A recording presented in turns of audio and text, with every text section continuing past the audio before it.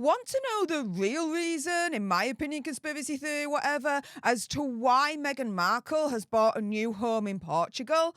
Let's put it this way. To me, it's turned really sinister indeed.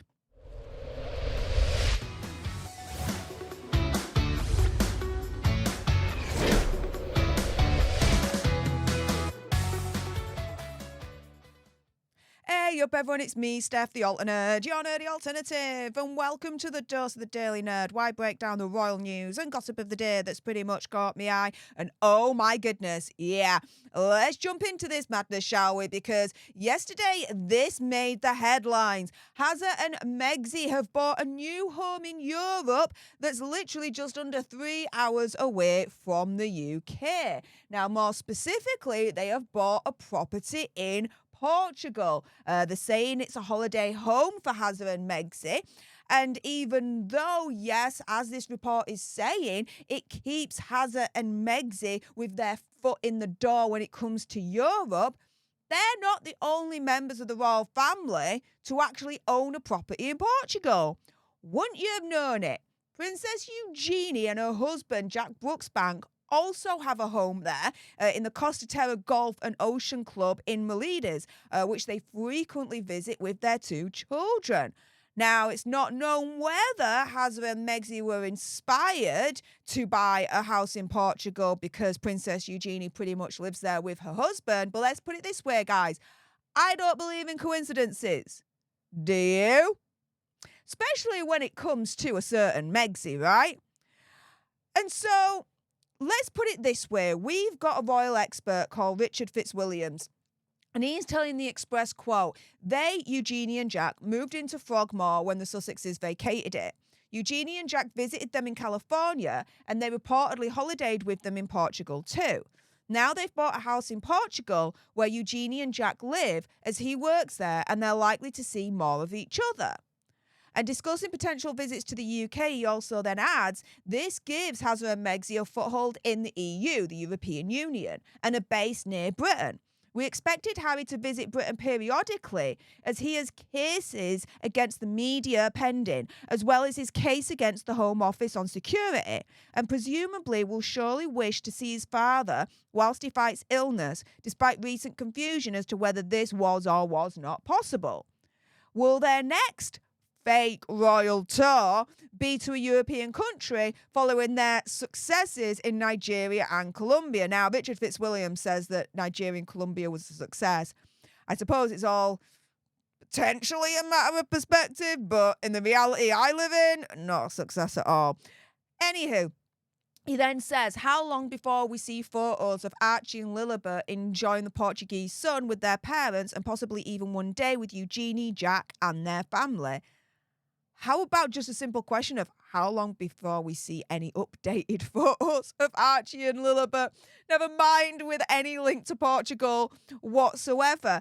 Now, reading through that with what Richard Fitzwilliams said, you might be forgiven thinking, Megxie, Hazza and Princess Eugenie are all on good terms.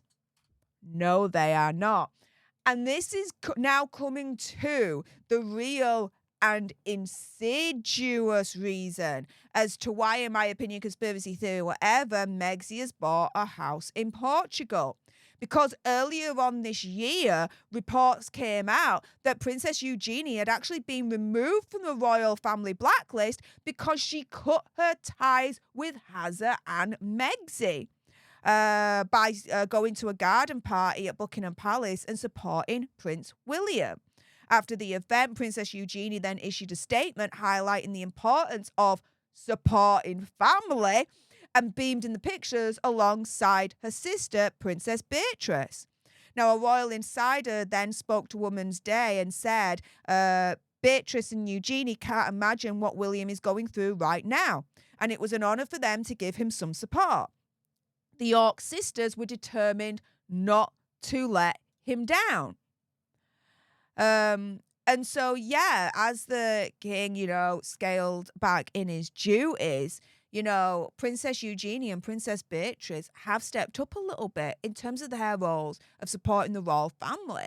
And we're seeing more publicly that, their allegiance, their side, is more with the royal family than it is with Megxie and Hazza. And Megxie would have taken note of that, guys, as far as I'm concerned.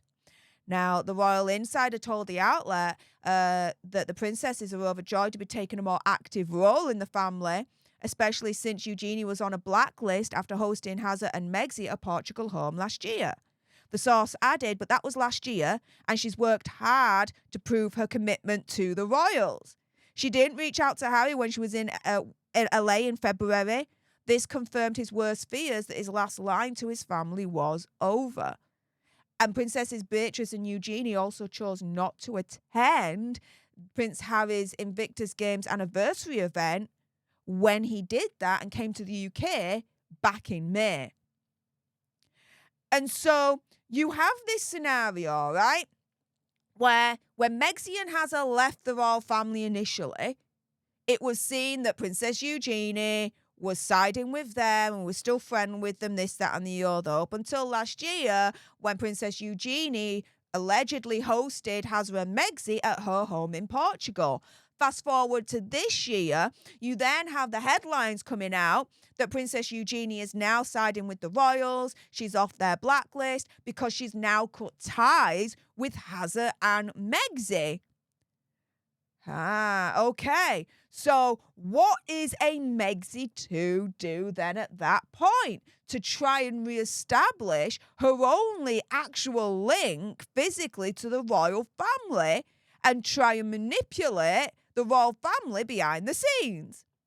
Opinion, conspiracy theory, whatever. Buy a house in Portugal, in the same country that Princess Eugenie also has a house.